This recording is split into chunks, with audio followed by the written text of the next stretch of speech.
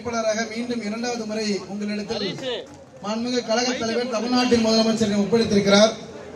குறிப்பாக இந்த 5 ஆண்டுகளில் நம் முதலமைச்சர் செய்த சாதனைகளிலும் எதிர்வர ஆட்சியில் நாம் செய்ய போகக்கூடிய திட்டங்களையும் சொல்லி காலை 7 மணி முதல் இந்த கோயம்பேடு பகுதியில் வாக்குகளை கேட்டுக் கொண்டிருக்கிறேன்.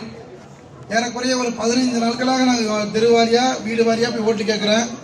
ஆனால் நான் சென்ற இடங்களில் காலை 7 மணி, இப்போ மணி 11, 8, 9, 10, 11 4 மணி நேரம் ஒரே ஊரிலிருந்து வாக்கு கேட்டோம்னா அது கோயம்பேடு என்ற பகுதியை தவிர விருகம்பாக்கத்தில் எங்கேயும் வாய்ப்பு இல்லை.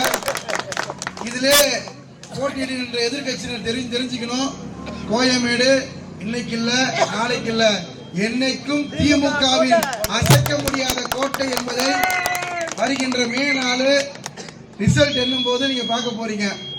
இந்த கோட்டையில யாராவது ஓட்ட போடலாம்னு நினைக்கிறீங்க, இந்த கோட்டையில ஒரு குண்டு ஊசி கூட நுழைய முடியாது.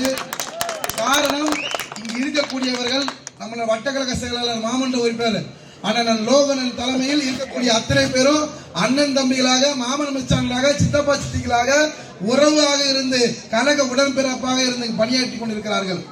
நம் முதலமைச்சரின் சாதனை பல விஷயம் சொல்லி ஓட்டு கேட்கலாம். இதோ இந்த ஊர்ல செஞ்ச ஒரே ஒரு விஷயத்தை மட்டும் சொல்றோம்.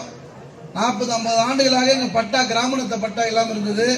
இன்னைக்கு இந்த பகுதிக்கு இந்த ஊர் உருவானதுல இல்லையா, இந்த பகுதிக்கு கிராமணத்தை பட்டாக்கு ஜீவோ வாங்கி அடையாளத்துக்கு 2 பேர் கொடுத்து மீதி இருக்க போறதற்கு கூட எதிர்காலத்தில் நம் மாண்புமிகு தமிழ்நாட்டின் முதலமைச்சர் அத்தனை பேருக்கும் பட்டா வழங்கக்கூடிய ஒரே சின்னம் உதயசூரியன் என்ற சின்னம்.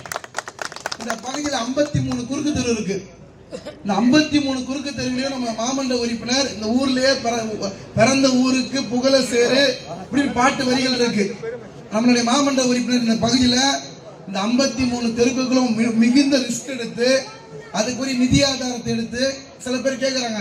ஒருத்தவங்க கூட இப்ப நான் கேட்டாங்க, நீங்க இப்போ ஒரு வருஷம் முன்னாடி தானே போட்டீங்க, வந்த உடனே போட்டுக்கலாம். ஆமாமா நான் தான் வந்த உடனே மெயின் ரோடு போடணும், மெயின் ரோடுக்கு அப்புறம் அடுத்த மெயின் ரோடு போடணும், அதுக்கப்புறம் தான் குறுக்கு தெருவே போட முடியும்.